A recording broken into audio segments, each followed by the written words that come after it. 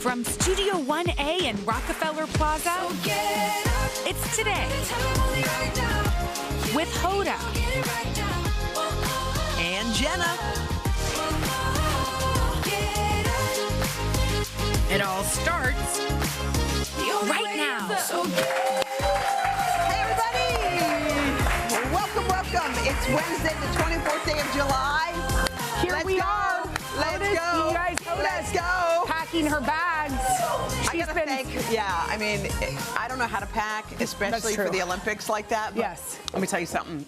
Alex, who was upstairs in our wardrobe, was helping. She was like, "Garanimals, this is what you were on Monday." She was helping because there are lots of days and things. Did she do I it? think she put like I think she. Wait, marked it. You need to post a picture of that bag. Okay. You need to post a picture of that bag because you know that's the type of thing that lights me up. I know you like organization. An organized suitcase. I know, and because I said, because you have to have certain things to wear each day, and there are lots of days. Yes, and it's like work. It's not just going on vacation where you can wear a bathing whatever. suit. Yeah, right. You need things. Okay. What are you bringing for your hair? Laura. Oh, good. Laura's coming. Laura's coming. That's good. That's important. Laura. Okay. Yes. She's coming. Okay. I can't wait to see you. It's going to be so fun. Don't forget about me. I won't. Are you kidding? And send me some funny things. Okay. All your observations. By the way, I'm going to count how many times people go, Jenna, was Jenna here? I'm going to count. Will you bring me home a cat? Okay. You know, cats are on the street of Paris, like eating at cafes and so romantic. You could bring me home one or yourself one. A stray cat. You already have two. That's true. Okay. Okay, so Hailey Bieber is on the cover of W magazine. She is in her third trimester, and she's talked about how nervous she was about a baby and how it would reflect, on her relationship with Justin. Yeah, here's her quote. She says, in the beginning of pregnancy, I was super emotional for me. She was thinking to herself, I love this human so much. How can I possibly bring someone else into this? She was talking about loving Justin. Mm-hmm. I'm trying to soak in these days of it just being Justin and me, just the two of us. So it's like pre-baby. Yeah. Because it does really change the dynamic of your life, you know, in that way. It sure does. But I will say, and I remember feeling this way, and this is going to sound crazy, but I was like, well, could I ever love anything as much as my cat, Bernadette? I remember I said it to my friend Crystal. You can call her and ask her. And Crystal was like, she at that point was my only my friend that had children, had a child. Well, she had a cat too named Killer, but she had a child. And she was like, Jenna, your heart has room, but also hilarious that you think your cat is going to compare. That just spoke volumes about you and your cat relationships. I didn't know. I said, is there any way I'm going to have? And I've heard from friends who have gone from baby 1 to 2 who have thought, but how is it possible? How am I going to have enough room? I mean, did you feel that way at all? I so wanted a child for so long that I think I didn't have that initially, but I didn't realize that your heart's ability to expand is beyond measure. There's always room. If you want more to love, there's room. Yeah. You just have to decide if you have the space and the time for if it's getting a puppy or all the different things or another friend. It doesn't even matter. It's but I think sometimes people I feel tapped out. I don't have any room. Yes. And then you should listen to that. She's gonna find out though that she's gonna be like, bye, Justin. Bye. She's gonna do a bye. She's gonna do a bye. I mean, and a hi, but it brings you together in a completely different way. Right. But I don't think you judge one relationship to the other. They're totally different. And she'll have space for both, I think. I mean. Okay, Riri's got a new summer goal. Okay, well, she just posted this on Instagram. It was with the caption, since I clearly won't be achieving my six-pack till next summer. Because she wanted to have six-pack abs. Had she already said that? That was her goal? Yeah, she switched her goals. She switched her goals. She said, I've switched my summer goal to match my shoes to my panties. Okay, that's a good goal. I like it. Matching your shoes to your panties. This is very hard for you to keep inside whatever it is that wants to come out. I think that's a more maintainable goal than a six-pack. You don't have to do quite as much work. I know. I think having these goals of a six-pack, I mean, you can really wish and want. But I have to say, yeah, I've started, by the way, I'm 59 years old. Yes. And I'm going to be 60 shortly. Yes.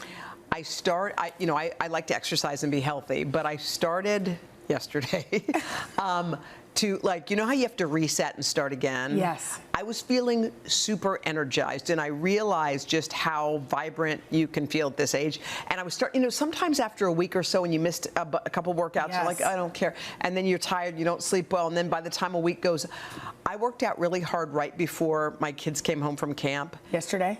I had more energy, yes. I was more fun, we laughed more, and I thought to myself, that's it. Yeah. Like when you come home and you're on fumes, yes. and then you're giving what little crumbs you have. It's true, because the thing is, what's easy when you're tired is to like eat a snack. Yes. Or Blob lay out. around. Right. But if you do something. Because I wasn't really in the mood. Yeah. But I have to say, and I kept thinking, just get through the whole thing. I was imagining it. And when it was over, I took a shower, and it was like, I was ready. You know that I've been on fumes this week because I've had late nights. You've had a lot. But I've gone to the gym every morning. You don't miss. And I feel better. I feel better. Like this morning, when my alarm went off, I thought, do I just stay? You can convince yourself, like, rest is better. Yes, and it is. Yeah. But I felt better after I got to the gym and moved a little. Like, it just makes you feel more grounded, you know? I'm with you. I don't know what that has to do with anything with Rihanna, but we love Rihanna because her six-pack. Yeah. Okay. You guys, we are throwing a huge birthday party for Hoda's 60th. It's going to be huge. Come to the plaza. Come celebrate it. We're going to have some fun. It's going to be really fun. When is it? It's Monday, August 12th. That's a good day. That's your actual birthday. No, my birthday's August 9th. Because Friday I'm going to be back from the Olympics, and then I'm barely going to be back. Oh. So the 12th is the day. Okay, well, I'm glad I need to put that in my calendar because we've been talking about this so much. When's your birthday? November 25th. Okay. Okay, so anyway, come. We're going to celebrate on August 12th. All you have to do is head to our website to register for a fan pass. Do you know who's going to be singing that day? Who? Because I saw it on my calendar. I don't think it's a surprise. Little Big Town. Oh, yeah. I'm very excited. I love Well, it was supposed to be kind of a surprise. Oh, okay. But you knew? You found it out? I saw it on my calendar. All right. How do you see it on your calendar? I don't know. We got a great show for you guys. We've got 3-time Emmy winner Tony Hale here. He's starring in a fun new show on Netflix, and he's going to tell us all about it. But up next, Hoda and I solve your social dilemmas right after this. Was it not supposed to be a surprise? It's time to help our viewers out with some tricky situations in a special Real Simple Modern Manners edition of Social Dilemmas. Okay, here's the first one. You ready? Mm-hmm. Elizabeth asks, every time I post something on Instagram or Facebook, my mother-in-law calls my husband to tell him about it. She says judgmental things to him about what our kids and I are doing and leaves comments on each of my pictures. I hate it. Is it bad if I block her from seeing my post? Help. I mean, you can't block her. No, you can't block her. Definitely cannot block her. She's your mother-in-law. No, you can mute her if you want, but she'll probably know. Do you know when someone mutes you? I don't know. Okay. I don't think you know. You don't know, but like all of a sudden she'll stop. She's going to say to your husband, why'd she stop? Alert the masses if you're going to mute her, because she's going to say, well, why did she stop posting? I do think you should say something to your husband. Yeah, definitely. Like, hey, it hurts my feelings that she writes these things on my, and I can't, is she writing mean comments? I don't know. It sounds like judgy, maybe judgy comments that might seem that way. I think it's tough. I think you're right. The only route to her is through your husband, and the question is maybe that's just how she is. Yeah. And you're just going to have to say, this is going to, sometimes there are problems, I feel like, and not all of them are this, but they rear their ugly heads every now and then. It's like every Christmas someone gets in a fight with their aunt, and you know it's coming, but you know it's also going. Yeah. It came, and oh, there's the wave, and now it's gone. Yes. And that's just what happens at Christmas. Yes. And it's not great, but we know that's the way it is. But it's once a year, no, but and that's it's contained. right. And we even talk about this with parenting. Is if you start to wind yourself up and think, oh my God, Hal is going to come in my room every night forever. Yeah. Then you're going to be in a very delirious, dark hole. So I think for that one, I mean, I think she should take the time and find out how many times a year does she comment. Yeah. Okay, and maybe it's every time, and that would be annoying. Yes. But if it's twice or 3 times or 4 times or whatever it is, take it. Just take it. And say something to if it really is offensive. Say something to your something to your husband, or say, hey, husband, I don't want to hear when she says the judgy things to you. Right, don't tell Keep those to yourself. Yeah, you keep them yourself. I'm trying to like her. Good. Good one. Okay. All right, so Chrissy asks this. I have a very close friend who I see nearly every day for a walk, and I spend many dinners and even holidays with. Our families are close, too. As much as I love her, I do not like traveling with her. She's indecisive about whether to go, and once we're there, she's indecisive and passive-aggressive the whole time. Chaos ensues and nothing's accomplished. I'd like to vacation with other friends and not invite her. Can I do this? And if so, how? Okay. Wow, she's your daily friend. I know. Ooh, that's a hard one. Yeah. Well, I do think not everybody travels well together. No, I don't. And I think if your friends are friends outside of her group, like if you're going with your college friends, then it will have nothing to do with her, and hopefully she'll understand. You'll say, hey, I'm headed with Sue and Lisa. Yeah. Or if your big beef, it sounds like the big beef is she's indecisive. She can't decide, and passive-aggressive. There was a lot of things. Passive-aggressive is bad. If you say, here's our 3-day trip, I've got a great itinerary plan, would you like to come along? But this is the itinerary. This is how we want to do it.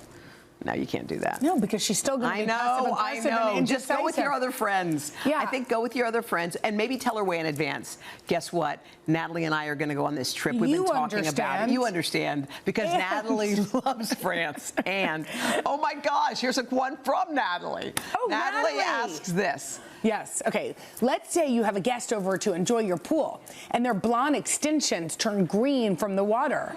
Should you offer to pay for the services to fix their hair? No other guest had this reaction to the pool, and there were a lot of bottle blondes in the group. A lot of bottle blondes. No. Why would you even consider Natalie, offering to pay for her extension? If she's making you feel like you need to pay for her green extension, no. But maybe she chose to submerge herself in chlorine. This is interesting. It almost sounds like this woman is thinking, I feel responsible. I don't even know if the green-haired lady asked her. I know. It doesn't, it's not clear. No, it doesn't. It's true. It's unclear. She was like, should I have to? Don't feel guilty about her green hair. It's not your hair. And it's not your fault. It happens. No, also, if she chose to submerge knowing she had that extension in, that is everybody dangerous. knows what chlorine does. Yeah. Okay? Yeah. Okay. If you have a social dilemma, tell us about it by emailing us at modernmanners@realsimple.com. And you can also check out Real Simple magazine. It's on newsstands now. Coming up next, the one and the only Tony Hale. He's got a fun new project. Plus, we're going to find out what it was like working with Beyonce right after this. Yep. 3-time Emmy winner Tony Hale has played some memorable characters, from Buster Bluth in Arrested Development to Gary Walsh in Veep to his role as Fear in Inside Out 2. Well, now he's taking us to the 14th century in Florence, where he runs a villa that's in disarray in the new show, The Decameron. Take a look. Is he with another woman? Oh, no. If he is in a secret marriage with a much more beautiful woman, I will kill you in your sleep. And then I will kill myself. Misia, you'll follow suit. Yes, of course, right behind you. Patrona, I swear he's unmarried and knows nothing of your looks. Oh, that would sure be a check in the I should hurry home column, because, my God, you are beautiful. Tony. Hi, look at the wig. Well, nice Tony, wig, huh? How did that feel? How'd you feel in that? I felt great. The Italians are very honest, and every time they saw the wig, they were like, Tony, the wig is so beautiful. And after a while, I was like, guys, my hair does not look this good, and I can't put this wig on my head every day. And this one Italian goes, maybe you should. It's like that. And I was Did you like, take the wig with you? Just I should have. I mean, he would have loved it. We had your co-star on the other day, and she was totally raving about you. She wanted to spend part of her interview talking about what was it like working together. You know, we were in Rome, I'm sure she mentioned, for 6 months. And when you're there for that long, I think you guys were talking about traveling with people. Yes. When you're hoping, I remember leaving being like, let me just have one friend. Let me just find one person I can connect to. And thankfully, the whole cast and Kathleen Jordan, the showrunner, we all clicked. So that was a huge gift. Although you did tour by yourself, the Vatican and other such places. I did. Heard about that. My family could not come with me. We visited. And so I went to the Vatican by myself. That's me. And then I was with the tour, and because their families were taking pictures, and I didn't have anybody, so I grabbed the tour guide, and she took a picture. You kind of felt lonely in that moment? It was a little crazy. I mean, the Vatican's so beautiful, but I learned to, like, enjoy things better. Yeah, Co-star Sasha said that she got a rat tattoo that she showed us. That rat tattoo. And it's beautiful. You would not, you refused. Went with her. You would not get it. I did go with her. Here's the thing. There it is. I don't have any tattoos. My first tattoo is not going to be a rat. I'm just going to, I mean, one day maybe, it's not going to be a rat. What, did you try to talk her out of that, or? I didn't try to talk her out of it. I can't control my friends, but a rat wasn't your first. Rat's not my first choice. Well, maybe down the road. She actually has something to say to you about the fact that you deserted her in the rat department. Tony, I'm not mad. I'm just disappointed. You know. And Kathleen and Stephen and I have started a support group. It's called the Tony Hale Doesn't Love Us Enough to Get Tattoos with Us support group. We just feel like maybe you should go back to Evan Tattoo and get a rat so that we can stop the support group because it's just very time consuming. And we need to heal these deep, deep wounds. Oh, wow. There's a lot of unknown trauma I didn't know. I'm going to say it out loud. I'm not getting a rat in my life. It's just not going to happen. Oh, my gosh. Okay, we were loving your Super Bowl. Oh, wasn't that cool? That was like pinch me. You didn't even know Beyonce was going to be part of it at the beginning. No, so they called and they said, do you want to be a Super Bowl ad? And I was like, yeah. And then they said it's with a music artist. And I was like, great. And they said Beyonce. And I was like, I'm sorry. But she was so, I don't know if you guys have met her. She was so lovely and kind and humble. Yeah. And my wife is a makeup artist, so she was doing my makeup for the day. And we just had a front row seat to, like, the amazing show. Well, so wait, any more about what she's like, or what was she's, you know, it's really, you just see, I mean, she's Beyonce, so you see the machine around everything. But, like, you just, sometimes when you're dealing with that kind of status, you never know which direction. I've met, you know, people, sometimes they have, like, an arrogance to them or something. She was just the opposite. And were you nervous acting next to someone like that? Not, I mean, I saw this meme once. It was like me and Selena from Veep, me and Lucille Bluth from Arrested Development, me and Beyonce. I'm like, I think I'm good, like, standing behind and holding someone's purse a lot. So I kind of fit right in. We found one of your first roles, which was in the Sopranos. Oh, wow. I hope do we have a little piece of you? Wow. Oh, wow. You were playing a nurse practitioner? I was playing a nurse practitioner. And let me tell you right now, I was so nervous that day. And when I get, my nerves will manifest itself while I'll shake. Yeah. And I'm giving Uncle Junior right there his chemotherapy, which is awful. And I was terrified that my hands were shaking while I was putting the needle in. But you didn't actually have to put a needle in Uncle Junior. No, what if I did? An actor comes in and is like, hey. You actually, we had to really put a needle in Uncle Junior. No. I feel like you play a lot of anxious characters. Is that by your choosing? Is that just how it happens? You know, I've dealt with anxiety in my life when I was younger, and I was just telling somebody that it's cool how I'm a person of faith, and how God kind of uses your past stuff and uses it for good in the future. And so that's kind of cool to see how I'm able to do comedy with it. And I mean, it's been a lot of money in therapy, but it's also neat. Like, I just did Inside Out too. And I remember 3 years ago, I was doing this one person play, and I was terrified. And every night I was like, oh, tonight's the night I'm gonna have a panic attack.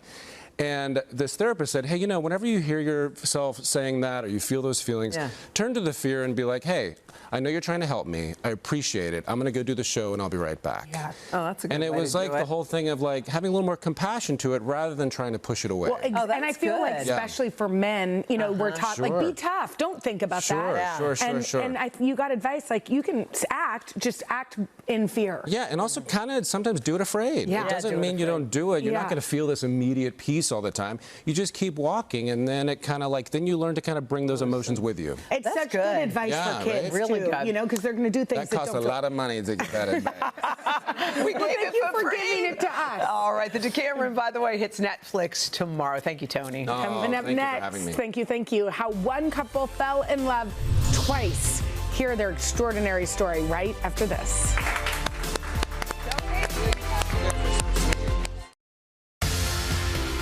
You ever started dating someone, it's going well, then out of nowhere, you stop hearing from them? Well, that is exactly what happened to one couple, but their love story did not stop there, and it's a romance that'll make you feel good today. Take a look. Haley Wallow-Shin and Cody Bryant's love story sounded like it is straight out of a movie. I was on a trip with my family. We were in Hawaii. I started chatting with the people next to us, which happened to be Cody and his friend. We noticed pretty quickly that we had a lot in common. And then living in the same area, we had been to a lot of the same restaurants and bars. I remember texting my friends that night. I met a boy from Hermosa and we had a little movie. We, swam in the ocean, we watched a meteor shower. It was just the perfect vacation moment. The sparks continued to fly when they both returned home to California. We hung out a few times. I met his sister, I met his friends, but it was still very early days. Just 3 weeks later, Cody had some plans to travel to Spain with some friends. I drop him off. He gets into the airport. We exchange texts saying, miss you already. We FaceTimed from the beach when he got to Spain, and then I didn't hear from him. It would be 5 days before Haley learned the truth. I made my way to his sister's profile. In her bio was a link to a GoFundMe that just said, donate to Cody's recovery. While in Spain, Cody was driving a moped and was struck by a car. His femur was shattered, and he suffered a traumatic brain injury. I was in a coma for 5 days. The neurologist was preparing my mom, like even though I had woken up, it was unlikely that I would make any kind of meaningful recovery.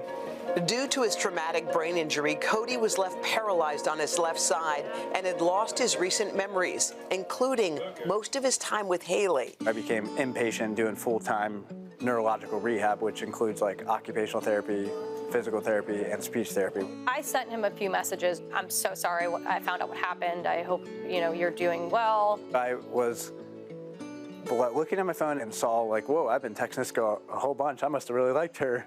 It was about 2 months before I heard from him again when I got the, hey, sorry I missed this message. And that's when they started to get to know each other all over again. It was a friendship. Like, we were not romantic in any way when we were hanging out. And she would help me get up and down steps or help me like do activities like she clipped my toenails. Haley and I would discuss that, and I was like, I am very thankful for your help, but I'm interested in you, and I don't want this to be a caretaking situation.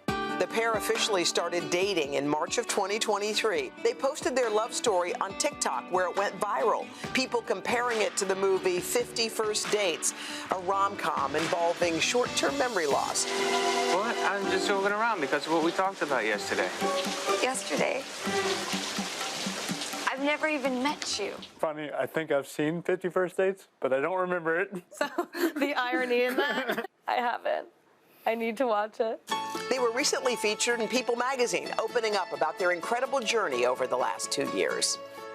We started sharing on social media, hoping that it could, help him find new ways, help him share with other people, celebrate the progress that he was making, but it's grown to be so much more than that. I feel like my life has purpose now, which is such a, that's the thing I was missing. It feels so cool, and we're doing it together. It's hard to be like, good comes out of this, but you kind of have to make it so. It's changed us both for the better, like being a lot more empathetic to people. There's definitely a lot of gratitude now, and we take nothing for granted anymore. We appreciate every little moment together. How cute. Haley and Cody. First of all, we love you both very much. Y'all are amazing. So how was falling in love the second time for you, Cody? Was that fun? Well, I remember this one, so it beats the first. How are you doing, Cody? Because you went through a traumatic brain injury, a traumatic event. We're seeing you. You're vibrant. You're happy. You're doing all your things. Tell us how you are. I'm doing well. I'm working hard still, but I'm starting to finally see the good things come out of this. Yeah. So it's cool to finally make it to this point where I can enjoy some things. Wow. Haley, how has falling in love with Cody and watching his resilience too? I know that he's progressed way more than people ever said was possible. Yeah, it's been amazing. People, say it's a miracle, but it's a testament to the work that he's put in, and it's been a really unique way for us to learn how to communicate, to build such a strong foundation in a hard situation, and in sickness and in health is what people always say, and it's kind of where we're starting. So yeah. Is love different because you fell in love the first time? I don't know if you all exchanged those words, but you clearly were smitten, and now there must be just a different depth to it all. Tell us about that. Yeah, there definitely is. starting in such a tumultuous and scary situation, it's made us appreciate the little things a lot more. And, you know, it's the small moments, it's the big moments, but it's everything in between, too. Cody, I know one of your missions is to help advocate for those with traumatic brain injuries. What would you say to anybody that's gone through this? And I know you're kind of coming out on the other side in some ways. Be patient and keep working hard, because you can do a lot more than you would ever think. And so it's very important to have a network around you of love and support. That makes a huge difference. I mean, you guys are such a lovely and beautiful couple, and I feel like, you know, sometimes you're looking at love and you're like, this is love? Yes. This is love right here, you guys. Thank y'all for coming to see us. We're so happy that you guys are here. And Congrats. we want to celebrate your love story in a little way. Yeah. We know that you guys love adventure, so we set up a little special date night for you guys. Thanks to City Cruises, you're going to get the VIP treatment aboard their premier dinner cruise and Marina Del Rey, close to where you guys live. Includes chef-prepared dinner, live entertainment, and of course the beautiful views of California. You'll get a little date night. We just felt like y'all deserved it. Thank you. Thank you for coming to see us. Thank you so much. Thank you. Thank you. All right. You can read more about Haley and Cody's story at people.com. It's so beautiful. I loved your dress, by the way, in the shoot. Twins. Coming up next, hip hop history on full display. Justin gives us a look at some iconic jewelry after this. Thank you. Back now with our series, Justin in the City. And while Justin Sylvester was here in New York last week, he made his way to an iconic New York City landmark. Hey, Justin, we hear it was your first time visiting the American Museum of Natural History. You guys, it was, and I felt like Charlie in the Chocolate Factory, but instead of chocolate, there were diamonds. That's right, they have an incredible exhibit going on right now that would make Elizabeth Taylor blush. Check it out. It's a tale as old as rhyme. That's right, the cultural intersection of hip-hop and jewelry. And on the heels of music's flashiest genre turning 50, the American Museum of Natural History is celebrating with a brand new exhibit, Ice Cold, an exhibition of hip-hop jewelry. And there's one woman behind this all. Her name is Vicky Toback, and she's been working in the industry since the early 90s. Vicky wrote Ice Cold, a hip-hop jewelry history, and then she took that concept to the museum, where she's now guest curating for this exhibition. I'm looking around here and I'm seeing some of the most notorious jewelry pieces in hip-hop history.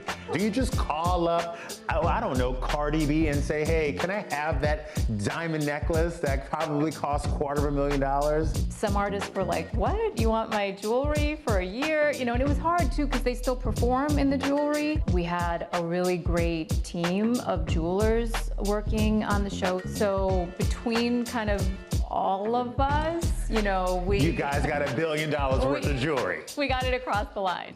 When you think of jewelry in hip hop, to the normal person, it just seems like a way to be flashy. But you were in the inner circles. What did those pieces mean to those guys? It's brotherhood, it's affiliation, it's earning your place in music and culture. Yeah. And it's conveying to the world who you are, which is an act as ancient as time. The pharaohs of Egypt, just like the kings and queens of the world, hip hop used jewelry to convey status, success, identity, all of that. So it's just really a continuum. Is it crazy how much audiences want to be a part of that? The history of hip hop touches so many generations. And I think the opportunity to bring science to audiences in a different way is really fun. And guys, speaking of fun, I got to meet Alex Moss. He is the dude behind many of the pieces in the show for artists like Drake and A$AP Rocky. So I gotta know, how does this process even start? Someone like an A$AP Rocky, we have a really good creative synergy, so we'll just cook up an idea. Some other people, they have no idea what they want to do. They don't know what they want until they see it. How do you talk to these people about the B word, budget? There's something in the air when it comes to budget. When they come work with me, there is no budget. This is crazy because we are here at the American Museum of Natural History. There's a T-Rex in here. There is like every artifact, and your 31-year-old self, I'm gonna just say that, is also here. You have pieces in this exhibition. This one is actually one of my favorite pieces I've ever done. This is very early on, maybe month 2 or 3. Tyler said, I want to do this insane piece for my album. And I really got to give him props because he was one of the first people to believe in me. Hip-hop culture, yes, a story of shiny ornaments and bling, but also one of loyalty, support, and honor. Last question before I make you walk me around here with 3 security guards and a liability form. It seems like fads in hip-hop come and go, but jewelry, it's the one fad that sticks. You know, I've heard a lot of artists say buying a first piece of jewelry when you make it is like earning a trophy. It's value of a community where a lot of times like generational wealth was not built. This is like actually owning these commodities, gold, diamonds. I mean, it's the way that people have held value for years. But I think more than anything, it's the symbolism. I mean, all that money in one place and all that history. And the craziest thing is that Vicky actually said that a lot of the artists came to the museum on field trips as kids. So to have their jewelry displayed in one of the most iconic museums is pretty special. Really special. Thank you, Justin. Ice Cold, what a great name, too. Ice Cold, an exhibition of hip-hop jewelry, is at the American Museum of Natural History through January the 5th. And you can catch Justin, of course, weeknights at 11 on our sister network, E! Coming up next, my bookshop is open and it's filled with fun goodies. Right after this. Time to step inside Jenna's bookshop, and this month's novel, All the Colors. It's by her favorite, All the Colors of the Dark, by your favorite Chris Whitaker. This book is so good, but we have decided, since it does take place in a small Missouri town, he's a British author, but it takes place in a small Missouri town, to focus on the USA for the Olympics. Okay, so what I have done is I have picked out all of these things that you're going to take with you on your vacation. Okay, I'll stuff them in my bag. And you guys can shop with me. If you have not read this book, get it. By the way, what are we? These are the coziest. Aren't these so cozy? Comfy. So if you have a tween, you may know this. It's an expensive brand. These are kind of 70s inspired sweats. They are created by an incredible woman named Paige Mikowski. She started the company while working at a Venice Beach surf shop. Everything is made in America, which is why they're kind of expensive. But what's really cool is that today they have done something just for us. What? They've given us a 30% discount code with the code TODAY on these, on the grays that we're wearing, I love. on the whites, which doesn't this kind of look like Americana? It sure does. It's super cute. What's the brand called? Vintage white. They're called Aviator Nation. Aviator Nation. And Hoda, I think you should wear this little tracksuit on your plane flight. I like it. Okay. Ooh. So I don't know if you knew this, but J. Crew has a limited edition sportswear capsule. Okay. In honor of the Olympics. And the line includes women's swimsuits. Cute as can be. It's inspired by Pamela Anderson and Baywatch. Oh my, is that really? No, I don't know. It's USA, just in my mind, this is USA Swimming. So the line includes men and women's Team USA swimsuits, USA Swimming tote, which is right here. Let me see the tote. Oh, how cute is this? Can you squeeze this in your thing? Oh my God, this is cute. I love this. The USA Swim. Oh, nice whatever and cozy. Whatever this is called, sweatshirt. Yeah. T-shirt. Love. And they're all available and at a hoodie back there. These are super cute. Aren't they cute? Love it. For a limited time only, y'all. Okay, all right. Now, at $49. Okay, exactly. And listen, your kids are around. They want to hang out. What is this? Look at this thing. It is a red, white, and blue ball, okay? But it's a sprinkler. Wait, what are you even I know. I'm going to send one right now to Haley and Hope. Oh, so you put this on the hose. Look at the thing. And your kids run through it. You can add, if you'd like this really creative family looks like they added they made a whole to-do out of it. Slip and slide. A slip and slide. Now listen, this thing is durable and won't break. You can also play catch with it if you want to. I think you can. It's $19.99 on Amazon. Oops. But anyway, you know, if you want to have a party, the kids can be outside. Y'all can watch the Olympics inside in your sweatshirts and such. Okay, when you're having a party, what about these cute Polaroid red, white, and blue cameras? Aren't they cute? They're old school. Let me see if I can take. Ready? Take this in your suitcase. Oh no. Okay, this doesn't have batteries, but you could try this one. Here, I'll try one of you. Okay. Smile. Oh, Okay. no, that one Wait, didn't the work power's either. done. Okay. Okay. Oh, wait, 8. Okay. Are you going to take a camera? Why don't you take one of these and take pictures with like Simone and all your friends? Okay.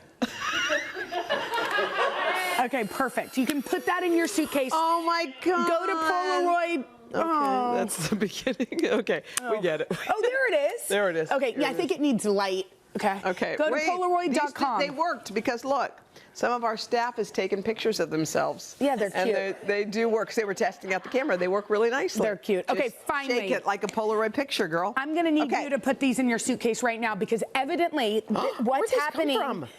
Amazon. Oh, I love okay, it. evidently what's happening Yeah. is that all of the sports players aren't giving pins this year, although they probably will. They But are. Taylor Swift has started a whole new thing where you're giving out friendship Should I give these bracelets. out to people? You're going to give these out to people. Okay. And then you can get, their friendship bracelets back. These are also just cute things to buy your kids to wear and really support Team USA. They are $9.99 Love on it. Amazon. They come with a big pouch. Love it, love it. Jenna, Okay. these were all great. Well, thank you. I had fun. You can check out all of these products at today.com/readwithjenna. We'll be back right after this. Here, take these. These are really good. By the way, I am going to take them. I'll give them Take away these. to all the people. It's Wednesday, which means there's a new episode of Making Space. You're going to love this one, you guys. It is the legendary Bette Midler. Scan that QR code, search for Making Space wherever you get your podcasts. She is extraordinary. She talks about all the early days and where she is today. But anyway, amazing. check it And out. we want you to weigh in on some viral debates that have the internet divided. Go to today.com/poll. We'll reveal the results. USA! USA! Let's go!